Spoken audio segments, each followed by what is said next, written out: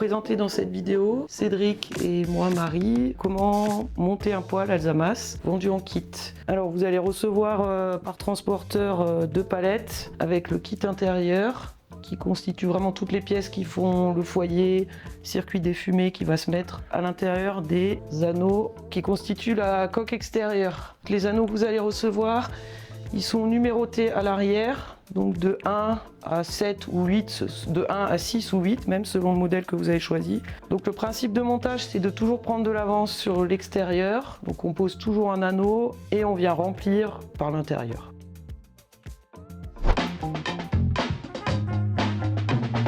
Dans la palette, vous allez recevoir le plan de montage, donc vraiment de toutes les pièces que vous allez assembler. En première page, vous avez schématisé la circulation des fumées en rouge, donc quel chemin elles vont faire à l'intérieur du poêle. Ensuite, vous avez le plan en éclaté du foyer, donc ça démarre d'en bas et on monte. Vous avez le foyer vraiment de combustion, vous allez faire le feu. Au-dessus, vous avez la chambre de combustion secondaire. Les fumées vont monter par là et dans ce cas de figure, elles vont descendre sur la droite, passer sous le foyer et remonter sur la gauche. Ça peut être inversé selon la sortie des fumées que vous avez. Ça peut être dans l'autre sens. Et ensuite, vous avez le plan de ce qui vient au-dessus. Donc dans ce cas de figure, on a 7 anneaux avec une rangée chauffe-plat. Et ensuite, le dernier, le 7, donc où les fumées arrivent et repartent dans le conduit.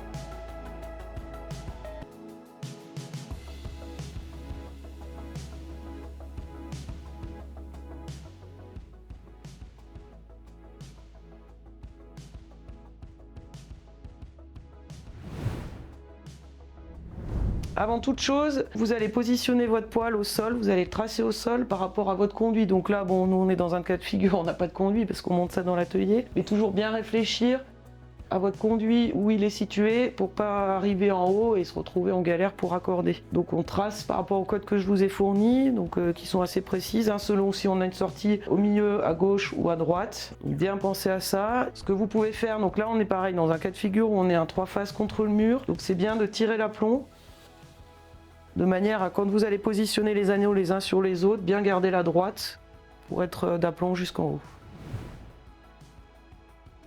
Alors idem, ici on n'a pas percé la dalle pour vous présenter le clapet d'arrivée d'air frais, mais l'idéal c'est d'avoir un PVC en femelle, un ras du sol, dans lequel on va pouvoir intégrer le clapet d'arrivée d'air qui va se positionner dans le PVC femelle, diamètre 125.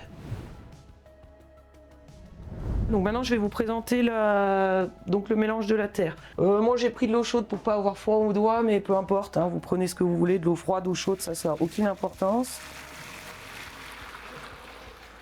Donc vous pouvez déjà verser un seau plein au fond de la bassine, voilà. Donc moi je démarre par le coulis. Et je vais déjà en verser la moitié dans l'eau.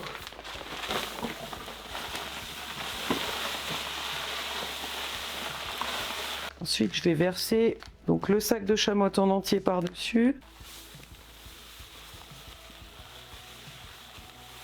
Et l'autre moitié du coulis. Le finir.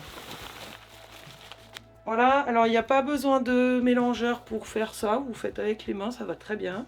Ça vous évite de nettoyer le mélangeur après en plus. Et on va vraiment, voilà, toujours faire remonter la terre. Et en dessous, là typiquement il faut que je rajoute de l'eau. Donc le but c'est vraiment de bien mélanger le coulis avec la chamotte, que ce soit homogène. Donc la consistance c'est, voilà, faut que ça se tienne dans la main mais que ce soit quand même bien mouillé pour qu'au montage on puisse bien ajuster les pièces. À proximité il faut toujours avoir un seau d'eau avec une éponge. Que vous allez voir, on a tout le temps les mains dans la terre, mais régulièrement il faut qu'on ait une main propre et une serviette pour s'essuyer les mains.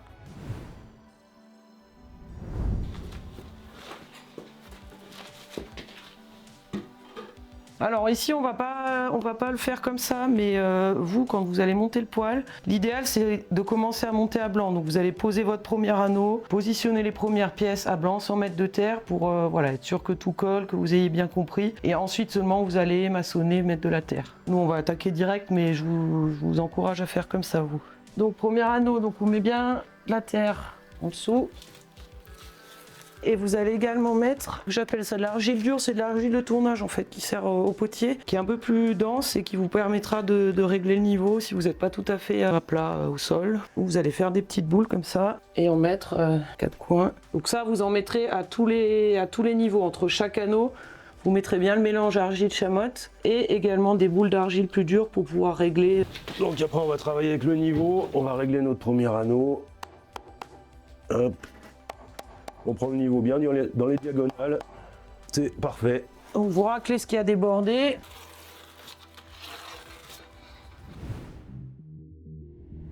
Alors une fois qu'on a posé le premier anneau, on va s'occuper du clapet d'arrivée d'air. Donc ça c'est très important, il ne faut pas que le clapet bouge, qu'il n'y a plus d'accès pour ce clapet. Donc on va bien coller la tige avec le clapet, le papillon, ça c'est vraiment important, il ne faut pas que ça bouge. Donc ici c'est une démo, vous n'avez pas de PVC, mais dans l'idée vous allez venir mettre votre clapet dans le trou et dans le PVC. Voilà, on valide que ça fonctionne et vous allez coller toute la périphérie du clapet au Sika. Encore une fois, il ne faut pas que le clapet puisse bouger, très important. On lisse un peu et notre clapet ne bougera plus. Ensuite, vous allez avoir un petit tube en laiton qui fera la finition avec le crépi. Donc on va le mettre en place et vous allez avoir une petite manette à la fin, après l'enduit, pour manœuvrer le clapet ouvert ou fermé. Voilà, mais ça, on le mettra à la fin. Donc toutes les pièces que je vous fournis évidemment sont numérotées et le principe c'est que vous avez tout ce qui est noté M, ce sera les montants, donc c'est toujours une lecture verticale, c'est-à-dire que quand vous posez votre pièce dans le poêle, vous la posez dans ce sens-là et tout ce qui est appelé R, ce sera les recouvrements, donc les recouvrements sont écrits sur le dessus, donc celui-là vous allez le poser et voir l'écriture vers vous. Donc vous gardez toujours à proximité évidemment le plan du poêle, hein, c'est vraiment ce qui va vous servir au montage. Donc ici on va commencer par les 4 plots M, S1, M2, MS2, MS3, MS4 qui sont vraiment la base du poêle, le socle, qui sont en béton cellulaire parce qu'il n'y a aucun intérêt que le poêle il chauffe au sol, même plutôt isolant, donc c'est pour garder la chaleur dans le poêle plutôt qu'elle parte dans le sol. Vous allez commencer, voilà, donc vous positionnez vos 4 plots, donc vous prenez un peu de terre. Voilà, vous faites un plot et vous allez toujours partir du fond à gauche et puis tourner, revenir dans le sens des aiguilles d'une montre. Voilà, donc le 1, on commence par le fond. On appuie bien. Le but, c'est pas qu'il y ait non plus trop de terre en dessous. Vous raclez un peu ce qui dépasse. Vous gardez bien un espace ici parce que l'air en fait qui arrive de là, il va passer par derrière pour la combustion.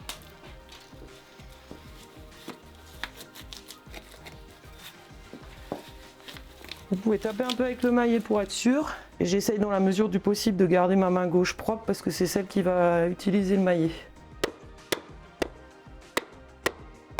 Donc ici, rebelote, vous allez mettre des plots. Et maintenant, on va poser le recouvrement du socle. Toujours les écritures vers nous. On fait attention aux doigts, c'est un peu lourd. Et ça, on va bien le régler de niveau. Toujours dans les diagonales, donc là on est parfait. Et alors en termes de hauteur, ici vous devez arriver vraiment la dalle à rade, ce sera les tampons de ramonage, donc ça vous permettra d'accéder au dessous et aux remontées des fumées. Donc le niveau ici c'est la dalle à rade du tampon quoi. Ensuite on va refermer avec le mélange, le petit espace qu'il y a là. Là le but c'est que ce soit étanche, enfin fermé.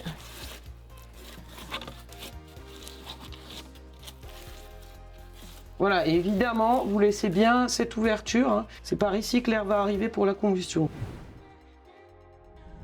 Donc dans le kit, on va vous fournir de l'isolant, laine de roche avec un alu réflecteur qu'on va mettre en place derrière le poêle pour l'air de convection. Donc vous allez avoir sur le premier anneau une petite grille sur le côté, droite ou gauche, ça dépend des circulations. Donc vous allez avoir de l'air qui va rentrer par cette petite grille et qui sortira sur le haut du poêle. Ça va créer une petite convection et on va isoler le mur.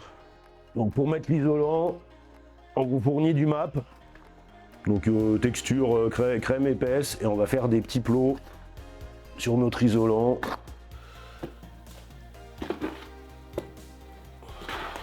Voilà, qu'on va faire à peu près 9 plots pour répartir un peu, et on va venir coller contre notre placo.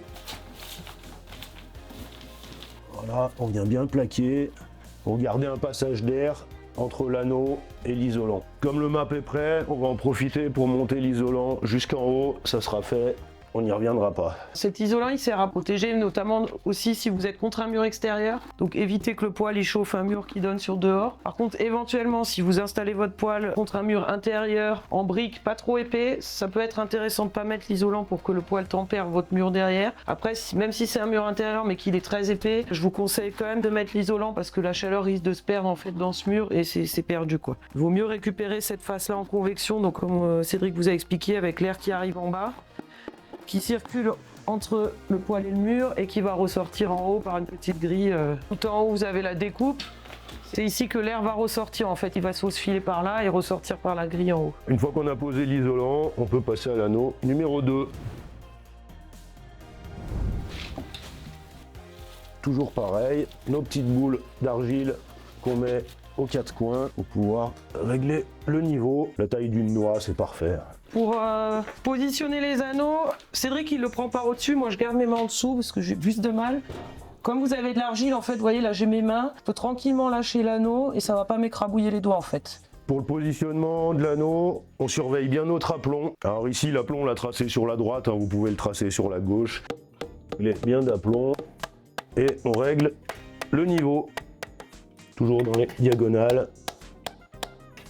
C'est parfait, on vérifie qu'il plaque bien contre le mur. Donc dans le deuxième anneau, vous allez avoir la découpe. Là, on posera la porte quand on aura mis le troisième anneau. Vous pouvez toujours racler avec la main. Bon, c'est vrai que c'est pas ce qu'il y a de plus agréable, donc vous pouvez aussi utiliser la truelle là pour le coup.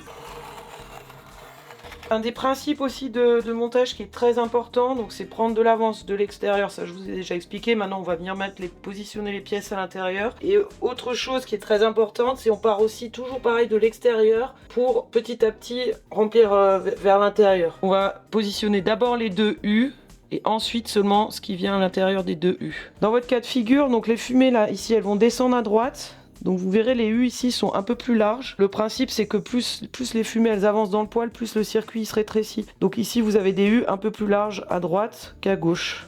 Donc je prends ma pièce. Ici on a l'accès pour les tampons de ramonage. Donc on va bien mettre de la terre tout autour.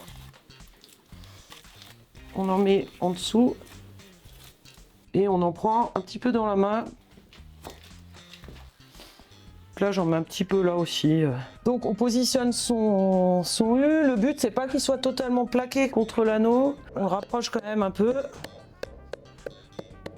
Vous allez garder on va dire un bon centimètre entre la pièce et l'anneau. Ensuite vous le tapez bien.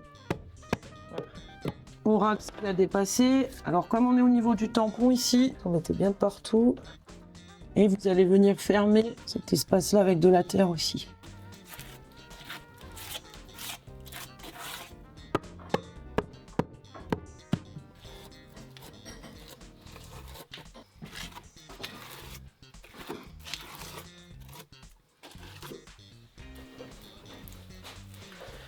Donc ici, rebelote, on retrouve le principe des montants. Donc là, les montants, ils sont bien debout. On a bien l'écriture face à soi.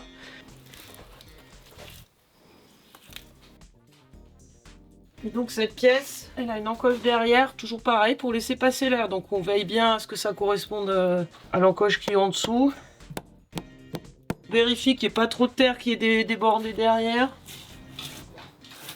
Pareil, là, on va bien mettre de la terre. Entre notre montant et le U, on ferme les deux côtés.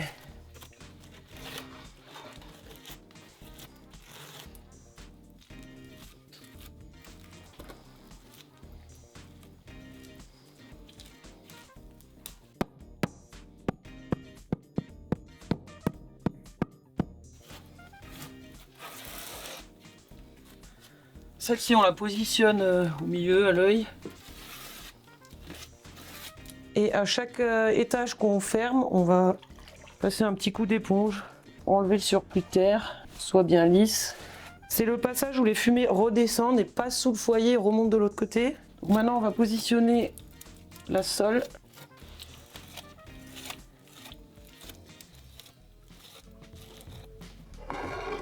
Donc ici, on a SF1, socle du foyer numéro 1. Voilà, donc on la positionne. Voilà, ne pas hésiter à bien taper jusqu'à ce que ça ait pris sa place. Et donc la rebelote, pareil, on bouge bien avec de l'argile. Et idem qu'en dessous, on va mettre de l'argile entre le U Voilà, on met de l'argile à cet endroit-là, bien fermé, dans tous les coins. Donc on referme bien entre la pièce intérieure et l'anneau avec de l'argile. Et bien sûr, on n'oublie pas de revérifier que l'air puisse passer par là. On va passer au troisième anneau.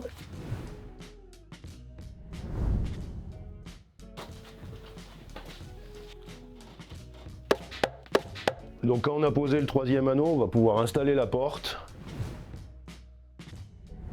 On va enlever l'ouvrant, petite BTR de 2,5. Vous avez un pivot fixe en bas et un pivot mobile en haut. Donc on va enlever le pivot du haut, on enlève les pièces. Voilà. Et là, on va pouvoir enlever l'ouvrant de la porte. Donc on remet tout de suite le pivot dans le bon ordre. Pas perdre les pièces. On resserre bien la petite vis sans trop forcer. Dans le kit, vous allez avoir 4 équerres qui sont fournis avec la porte. 4 vis, on va aller mettre ça en place. BTR de 4 cette fois-ci. Alors pour le réglage de la porte, Marie nous a préparé un petit boudin d'argile qui permettra de régler le niveau de la porte. Avec l'argile dure donc, que vous utilisez pour faire le niveau entre les anneaux, voilà, vous le roulez en forme de boudin et vous allez le positionner ici. On plaque la porte bien vers le haut pour pas trop écraser le boudin d'argile. Il est trop gros, on en enlève un petit peu. Il faut bien que le cadre de la porte vienne bien plaquer dans l'anneau et on va pouvoir mettre nos équerres. Donc moi je commence par le bas, je trouve ça plus pratique. Vous venez déjà fixer les équerres par l'intérieur. Voilà.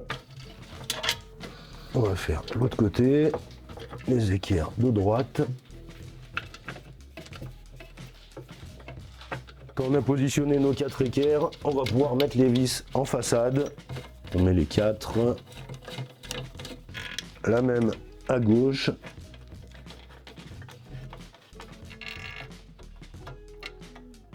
Quand on a positionné nos équerres, on va contrôler le niveau de la porte. On a notre boudin d'argile qui va permettre le réglage. On est parfait. Donc là, on va pouvoir faire le serrage définitif.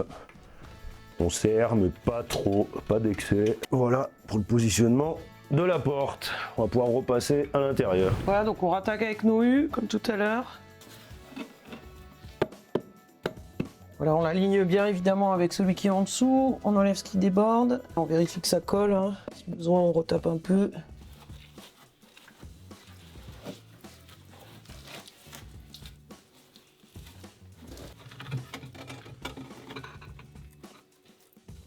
Toujours garder une main propre pour le maillet.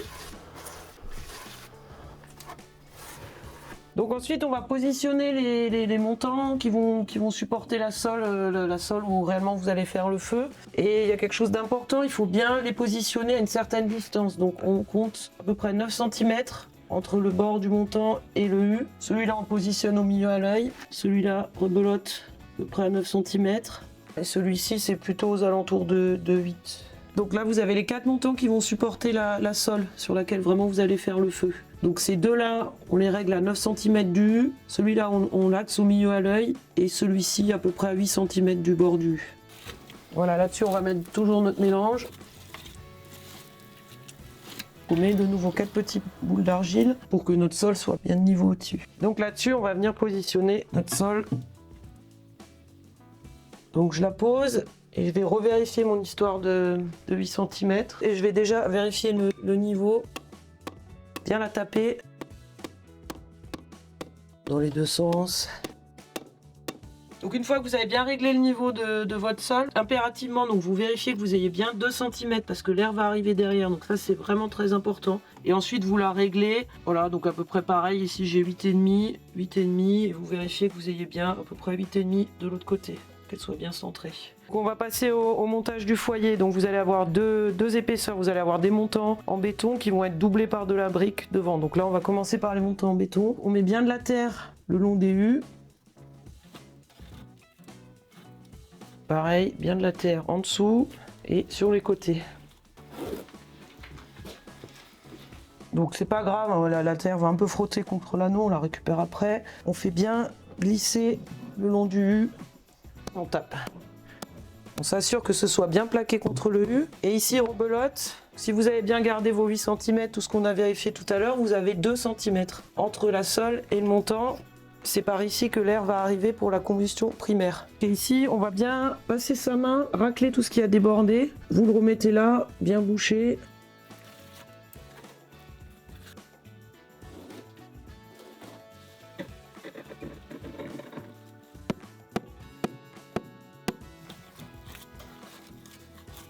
Autre chose, l'espace qui reste entre la porte et l'anneau en béton, vous allez le remplir de terre. Pas hésiter à bien pousser pour bien la faire pénétrer de partout.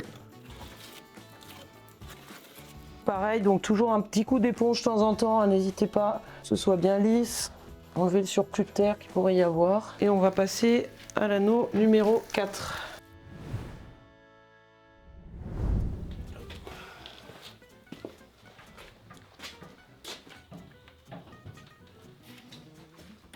Donc on continue toujours la même logique, hein. Tout ce qui est le plus extérieur en premier. Donc là, les U, rebelote. On continue avec nos montants.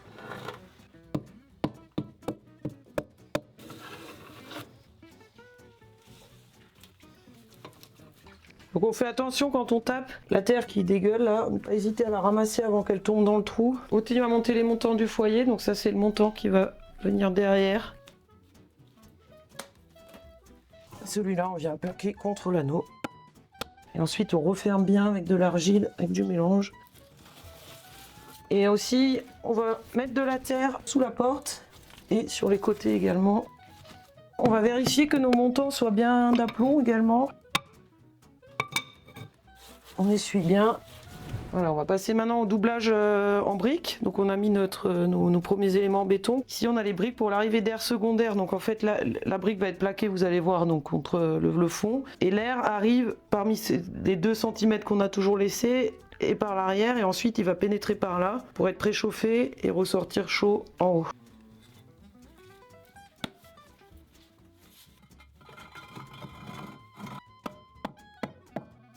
On prend bien de l'argile, on bouche entre la brique et le montant en béton.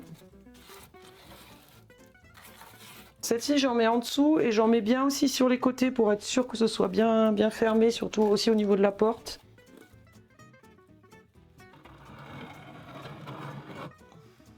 Voilà, si jamais on a de la terre qui a débordé dans le trou, bah bien sûr on l'enlève.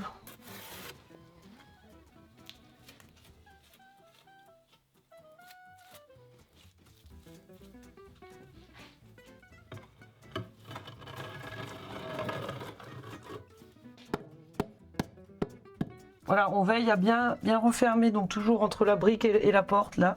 J'ai mis un peu de jeu, on rebouche avec de la terre. Donc là je vais poser la MF6, donc il va se positionner sur la porte. Bien celui-ci là.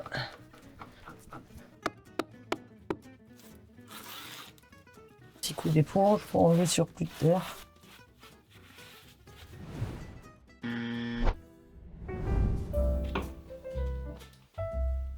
Alors si tout va bien, si vous avez attaqué le matin, que tout s'est bien passé, on arrive à peu près à l'heure de midi, donc l'heure de l'apéro. N'hésitez pas à boire un bon petit vin d'Alsace. Donc ici on a fini de monter toutes les pièces vraiment qui composent le foyer. En termes de niveau, vous devez retomber à peu près sur vos pattes. Les anneaux en béton doivent coïncider avec la hauteur des briques. Toutes les pièces doivent faire un niveau à peu près plan. Et maintenant on va passer au recouvrement. On attaque toujours par l'extérieur, donc je vais poser mes U en premier. Les U, vous verrez que par rapport au plan, ceux-là ils sont en dernier, mais moi je les mets à ce niveau-là. En termes de hauteur, ça m'arrange.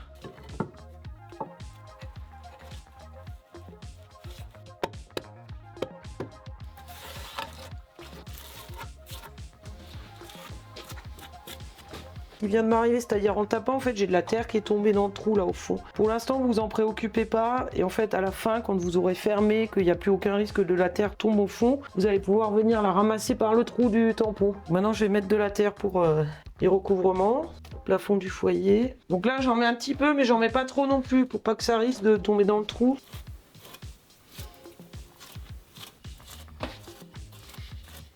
Moi j'aime bien commencer par cette pièce RF2 qui va venir se caler au fond ici. Je mets toujours un peu de terre derrière. Je la mets en place comme ça doucement et au fur et à mesure je racle bien la terre pour éviter qu'elle vienne boucher les trous. Voilà, donc RF1, recouvrement foyer. Donc j'y vais doucement, je ramasse déjà ce qui dépasse. Et comme d'habitude, je rebouche bien entre la pièce intérieure et la coque extérieure avec de la terre. Je repousse même un petit peu pour qu'elle vienne bien plaquer contre mes U. Et toujours, je passe un doigt, je ramasse bien tout ce qui a pu déborder de partout. Donc ici, on ferme le foyer principal de combustion primaire, donc ce que je vous ai pas expliqué tout à l'heure, mais donc dans MAP 1 et MAP 2, vous avez les trous pour l'arrivée d'air primaire, qui arrive en direct dans le foyer, et donc dans celle-ci, on a l'air secondaire qui est préchauffé et qui va permettre la combustion secondaire. Donc ici, on a une brique. Donc l'air qui est préchauffé va se faufiler par là et par là où on va mettre des petites cales, et l'air qui est préchauffé va permettre la combustion dans la chambre de combustion secondaire qui est au-dessus. Là vous allez avoir deux petites cales, ça c'est très important de les mettre, qui vont permettre de laisser justement passer l'air pour la combustion secondaire. Donc très important, vous n'allez pas poser votre recouvrement complètement appuyé là-dessus, on va laisser avec ces petites cales un vide, donc on les positionne voilà, de part et d'autre.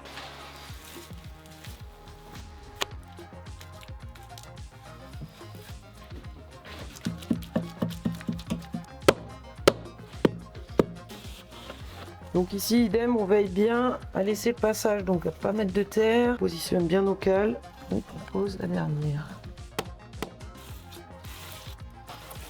On racle bien ce qui a débordé à l'intérieur du foyer, et on va passer à l'anneau numéro 5. On vérifie notre aplomb et le niveau. Donc ici, on arrive au niveau de la chambre de combustion secondaire, où vous allez positionner le clapet de raccourci. Donc ce clapet de raccourci, en fait, il fonctionne comme un starter, c'est-à-dire qu'au démarrage du poêle, on l'ouvre pour que les fumées, elles montent en circuit plus court, pour que ce soit plus facile. Et quand le feu est bien parti, vous fermez ce clapet et là, vous allez obliger les fumées à faire un circuit plus long. Donc on va attaquer la chambre de combustion secondaire. Donc toujours pareil, on attaque par l'extérieur, donc les U. Ici, en termes de hauteur, c'est les derniers U. Donc le dernier doit être à peu près à fleur de l'anneau. Donc on a un léger petit décalage, mais c'est pas très gênant. On le rattrapera avec du mélange.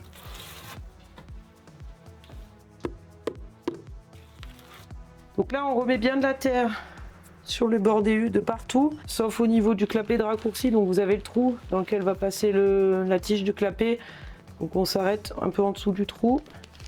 Donc ça, c'est la pièce dans laquelle vient se mettre le clapet. On positionne le clapet dans la languette et on le met en place. Voilà, alors, il est un petit peu en biais, c'est normal, hein, il n'est pas tout à fait droit. Et donc là, on s'assure que le clapet il puisse bien s'ouvrir. On met tout de suite en place le petit anneau en laiton comme on a mis en bas. Et comme d'habitude, on rebouche bien entre la coque extérieure et la pièce avec de la terre.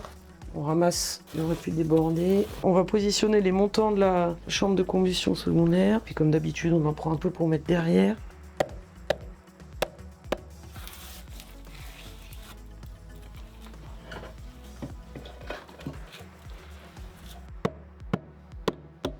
Chambre de combustion secondaire, donc nos fumées elles vont arriver par ici. La combustion secondaire se fait à ce niveau-là. Et ensuite, quand le clapet de raccourci est ouvert au démarrage, elle s'enfile par là, elle monte directement. Quand le feu est bien parti, on ferme ce clapet et les fumées vont descendre, passer en dessous et remonter par là.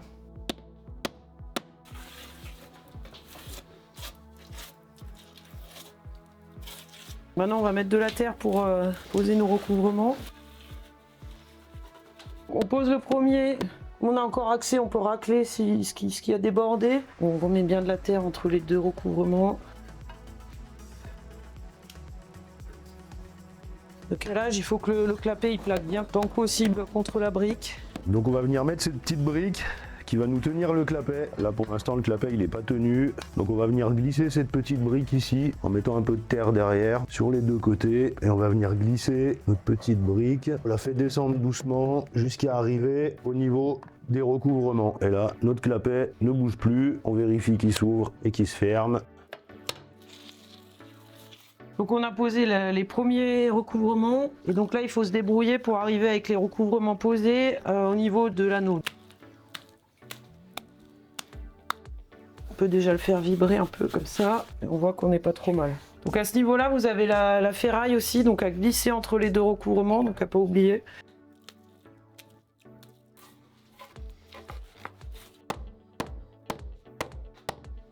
Et on referme bien avec de la terre de partout.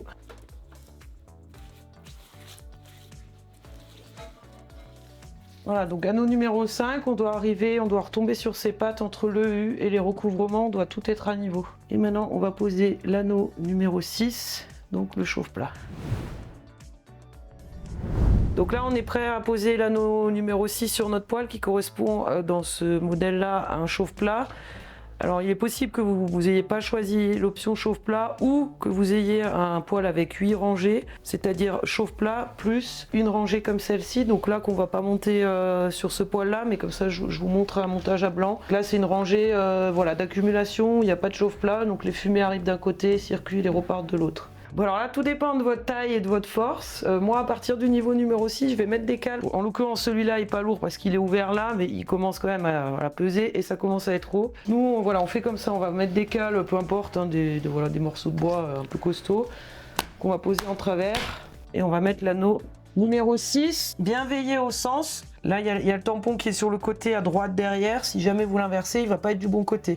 Là, la technique avec les cales, c'est qu'en fait, on va le mettre à champ. Et là, on pose et on y va doucement. On fait glisser. Ça, c'est important, ne pas enlever le cerclage du chauffe-plat avant de l'avoir mis en place. Parce que c'est vraiment ce qui tient. Si jamais vous enlevez ça, le risque, c'est qu'en le déplaçant, le manipulant, il s'écarte et que vous le cassiez. Donc, bien garder le cerclage jusqu'au moment de la pose. Donc, à ce niveau-là, on peut enlever le cerclage, la cale en bois.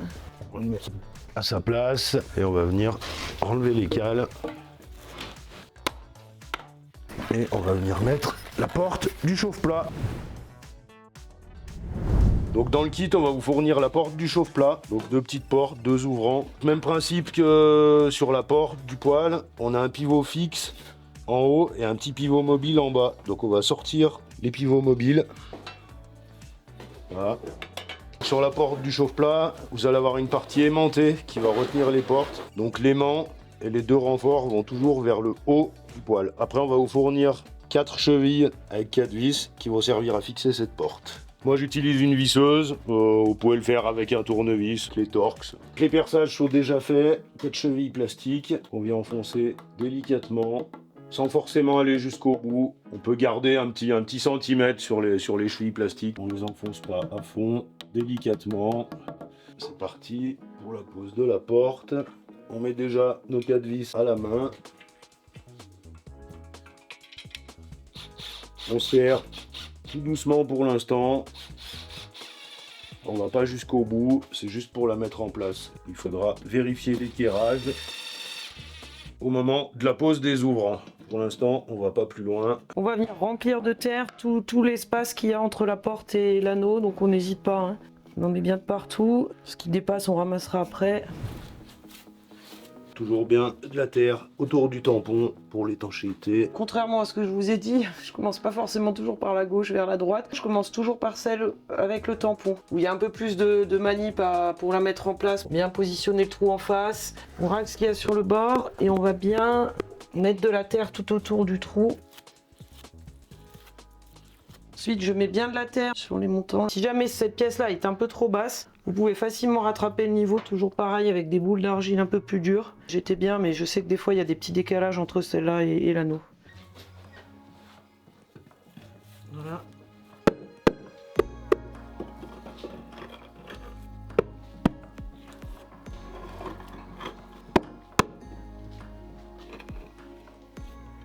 Voilà, donc ça c'est vraiment la pièce qui fait l'intérieur du chauffe-plat. Et donc à l'intérieur de ce chauffe-plat, vous allez positionner les carreaux donc, qui sont fournis dans le kit. Alors donc on va venir poser les carreaux du chauffe-plat. Donc 6 carreaux, 2 au sol, les 2 côtés gauche et droite et les 2 qui vont aller au fond. Donc on va commencer par les 2 au sol. Donc ils sont numérotés dans l'ordre de pose. Numéro 1, 2. Après on va mettre ceux du fond. 3, 4, gauche et droite, 5 et 6. Pour poser les carreaux, on va les mouiller. Sinon la terre sèche trop vite. On les pose à l'argile, hein, toujours avec le même mélange. Je fais 5 plots, pas la peine d'en mettre trop. On va poser le premier à gauche. Pour l'instant, on le pose juste comme ça. 5 petites boules. On vient poser le deuxième. Donc on va les laisser déborder de quelques millimètres pour l'esthétique par rapport à la porte. On va dire à peu près 2 mm. Le numéro 3. Même technique, sur les verticaux, c'est pas la peine de mettre trop de terre. On va venir poser celui de gauche. On essaie d'aligner les joints toujours plus esthétique. Numéro 5.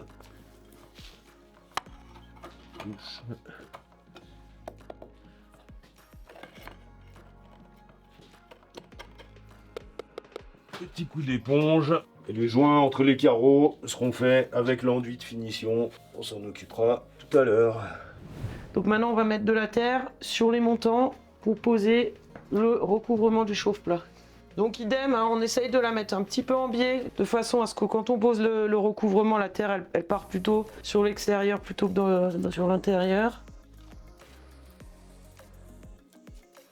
Voilà, et donc nos fumées qui arrivent donc d'en bas, qui sont partis, souvenez-vous, donc dans la chambre de combustion secondaire. Dans ce cas de figure, ça peut, je répète, ça peut être inversé hein, selon la sortie des fumées que vous avez. Ça peut être les fumées qui partent à gauche et qui remontent à droite. Nous, dans notre cas de figure, elles partent à droite, elles remontent à gauche, donc elles arrivent ici. Et on va poser le recouvrement. Donc là, elles vont circuler autour du chauffe-plat pour chauffer le chauffe-plat et elles vont remonter ici à droite. Donc, alors... Il est aussi très important, donc quand vous posez votre recouvrement, vous le faites un peu vibrer et vous venez bien le plaquer contre la porte du chauffe-plat ici là. Alors on y va doucement parce que ces recouvrements sont plus fins que ceux du dessous. Hein. On tapote bien, évidemment là où ça porte. Si on tape en plein milieu un grand coup, on casse notre recouvrement. Donc là on est pas mal. On arrive à fleur, hein, à fleur de notre anneau. Comme d'habitude, on va refermer bien de partout avec de la terre et on va passer à l'anneau numéro 7.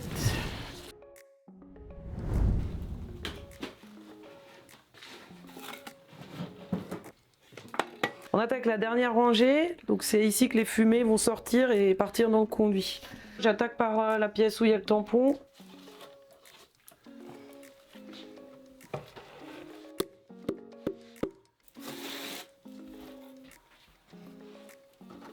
Faut bien se référer donc à votre plan. Là dans notre cas de figure en fait les fumées elles arrivent à droite, elles vont circuler et repartir. Ici on va avoir une sortie gauche verticale, mais ça peut être inversé. Vous pouvez avoir les fumées qui arrivent de la gauche si on a une sortie à droite par exemple. Alors moi je commence par le tampon, ensuite je mets celui qui est à côté, je mets celui du fond. Maintenant je vais positionner, alors vous n'hésitez pas à mettre bien de la terre sous les petites dalles, c'est celles qui vont caler le clapet. Donc SDR 1 en premier au fond. Pour l'instant je la mets un peu haute, quitte à régler le niveau en dessous après. Et SDR 3. Mettre mon clapet en place. Donc on a le trou pour la tige et il est inséré entre les deux petites dalles. Et on vérifie bien sûr qu'il s'ouvre bien. On va mettre en place le petit laiton. Ensuite cette pièce là, idem, elle a une découpe, c'est pour bien tenir le clapet. Le clapet il est maintenu par les deux petites dalles, par la découpe dans cette pièce et la découpe dans celle-là. Donc on vérifie bien qu'il puisse s'ouvrir et se fermer comme il faut.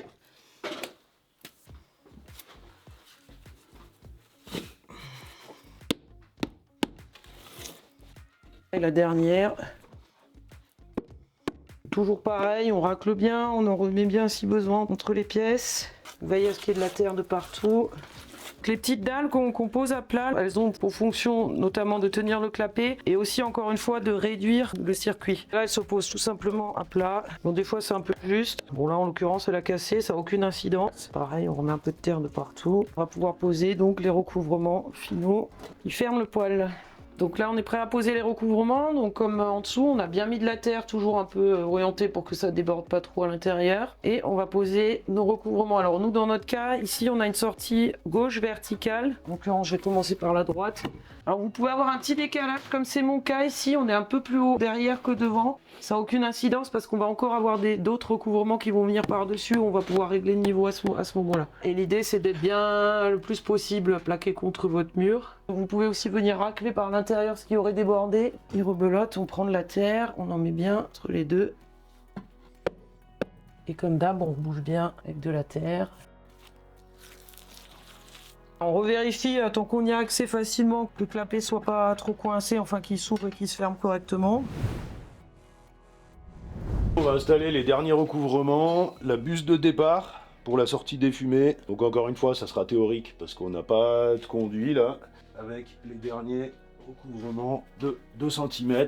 Donc encore une fois, quand on a un conduit, on a une petite marge sur la buse, donc on va pouvoir vérifier l'aplomb par rapport au conduit.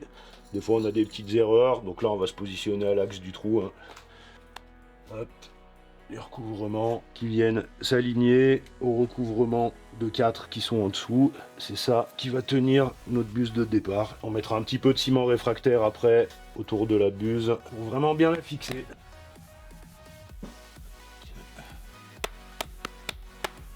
Sur l'arrière du poêle, donc on avait la petite grille en bas qui permettait à l'air de convection de monter. On va mettre une petite grille en haut pour éviter qu'il y ait des trucs qui tombent dans le trou. Donc on vient juste poser notre grille comme ça. Elle va être tenue avec les recouvrements qui viennent par-dessus.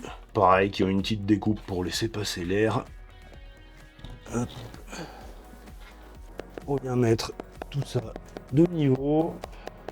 Et on viendra combler ici avec du ciment réfractaire et faire un arrondi ici pour la finition. Une fois que les recouvrements de 2 sont posés, on va préparer. Déjà, on va faire le gros de l'arrondi avec du béton. On vous a fourni avec le kit du béton réfractaire.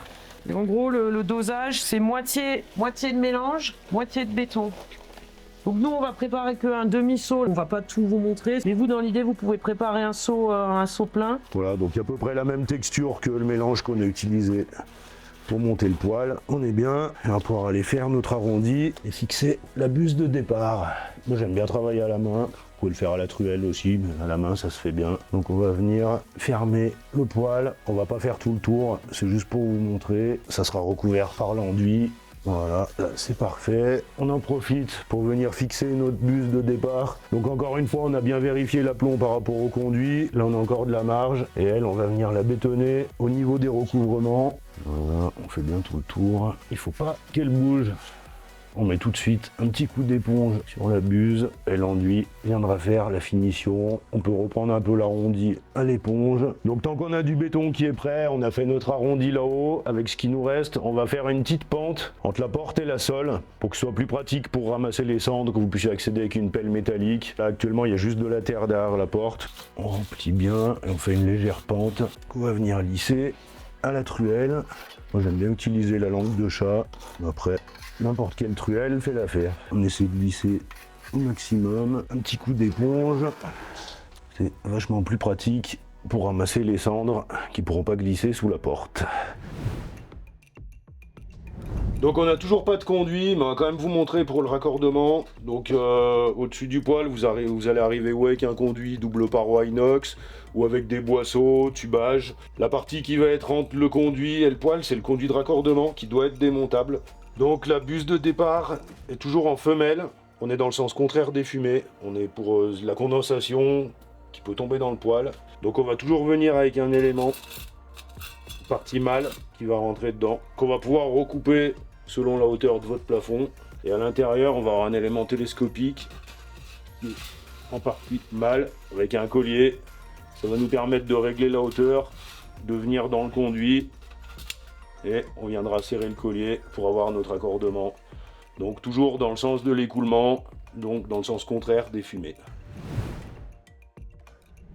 Donc là, vous avez reçu toujours dans le kit des tampons de ramonage et des supports tampons de ramonage qui vont être collés sur le poêle directement avec le petit sachet de colle en poudre qu'on vous a fourni. Donc vous mettez de l'eau, texture voilà, qui se tient, vous en tartinez bien autour.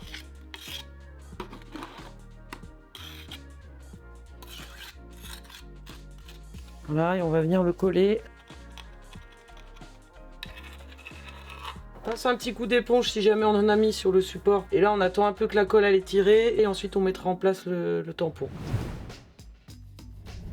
L'enduit que vous allez poser sur le poêle, c'est un enduit à la chaux qui est conçu pour résister à la chaleur, donc utilisez bien celui qui est fourni. Éventuellement, moi ce que je vous conseille si vous voulez colorer, c'est déjà de le poser blanc et ensuite vous pourrez le repeindre avec une peinture à l'argile ou un badigeon à la chaux. Donc la pose de l'enduit se fait en 2 temps. Vous allez déjà mélanger un sac et demi d'enduit avec à peu près 8 litres d'eau. Vous allez faire une épaisseur d'à peu près 3-4 mm et là-dedans vous allez noyer la fibre. Donc la fibre est vraiment noyée dans la première couche d'enduit.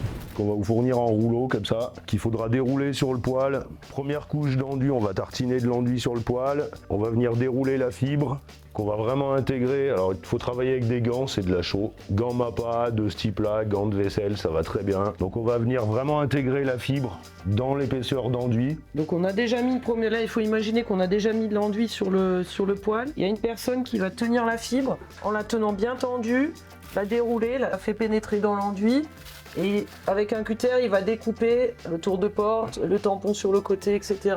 Et voilà, le but c'est que ce soit bien tendu et que ça pénètre bien dans la première couche qu'on aura mis. Cette première couche, vous pouvez la laisser tirer 2-3 heures, voire même vous pouvez faire la suivante le lendemain, ça, il n'y a pas d'incidence. Là, il va juste en préparer un petit peu dans un seau parce qu'on va juste faire une petite partie. Mais le principe, c'est de mélanger une gamin de ce type-là. Alors pour la préparation, soit vous avez une visseuse avec un mélangeur. Si vous n'avez pas, ça peut se malaxer très bien avec les gants à la main directement dans la gamate ou à la truelle. Alors on va dire au niveau de la texture, crème épaisse, yaourt, hein, yaourt c'est bien. Faisselle, voilà. Faisselle, allez, faisselle, va pour faisselle. On n'oublie pas les gants, parce que là chaud, ça brûle. Alors moi j'utilise un platoir et une spatule plate. On va mettre une couche d'à peu près 3 mm.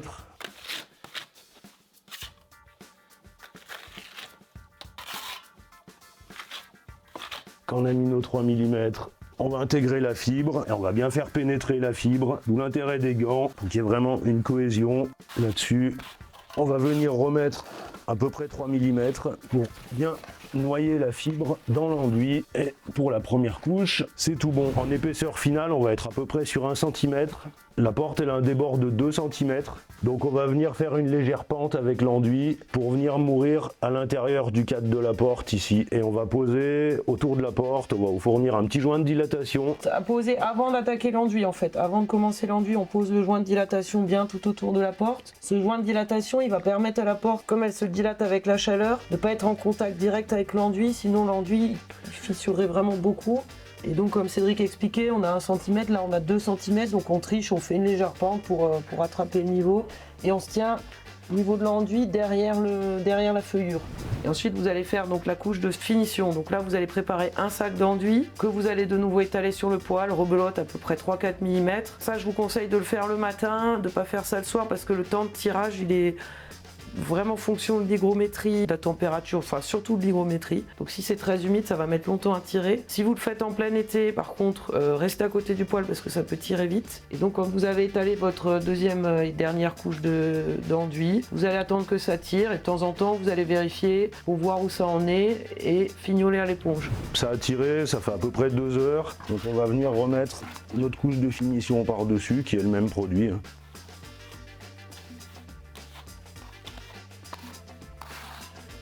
Encore une fois, on fait juste un petit bout, c'est juste pour vous montrer. Donc autour de la porte, on va pouvoir venir sous la porte, comme ça, pour faire une pente juste derrière le cadre de la porte. On va venir travailler le plus propre possible à la spatule. Là, c'est largement suffisant. On va attendre que ça tire. Pour le talochage à l'éponge, là il est beaucoup trop frais, c'est juste pour vous montrer. Donc avec une éponge assez plate, plutôt en arrondi comme ça, on va pas trop tirer l'enduit. On vient talocher pour avoir une finition le plus propre possible. Donc quand vous avez terminé votre enduit, que vous avez bien taloché à l'éponge, vous allez pouvoir repousser les petites pièces en laiton, donc à fleur de l'enduit, pour faire la finition propre. Et après on viendra mettre les petites manettes pour ouvrir et fermer les clapets. Je vais vous montrer la pose des petites manettes qui vont permettre d'ouvrir et de fermer les clapets. Petite clé BTR 2.3 pour serrer les manettes. Donc on va les positionner comme le clapet, fermé, ouvert. Alors là le clapet s'ouvre pas à fond parce qu'on est posé sur la dalle, qu'on n'a pas voulu percer la dalle. Au-dessus on va positionner la manette dans le même sens que le clapet à l'intérieur. On viendra serrer avec la petite clé. Clapet de raccourci fermé, clapet de raccourci ouvert. Le clapet du haut, donc qui ouvre et qui ferme le conduit. Même idée, dans la même position que le clapet. Donc clapet fermé, clapet ouvert. Donc on va voir pour la mise en place des portes. Donc porte du chauffe-plat et porte principale. Donc le chauffe-plat, toujours le pivot fixe en haut, le pivot mobile en bas. On commence par le pivot du haut et on vient mettre celui d'en bas. On va faire la même de l'autre côté. Et là, on va vérifier. Alors là, on est bien. On peut avoir un petit décalage sur les portes. Un petit faux équerrage sur le cadre de la porte. Donc c'est à ce moment-là qu'on va pouvoir venir resserrer ou desserrer ces vis. Bon là, on n'a rien à faire, c'est nickel, mais on peut avoir un petit décalage. La porte principale, Donc même esprit, là c'est le contraire, on a un pivot fixe en bas et un pivot mobile en haut. On va venir gonder la porte sur le bas, on la met en place. Alors sur la porte, il y a plusieurs crans de fermeture. On va juste la verrouiller, comme ça elle tient. Alors moi j'aime bien travailler avec un Opinel, mais un tournevis plat pourrait faire l'affaire. On va juste venir appuyer sur le pivot pour qu'il vienne prendre sa place. Voilà. Clac, on l'a entendu claquer, c'est tout bon.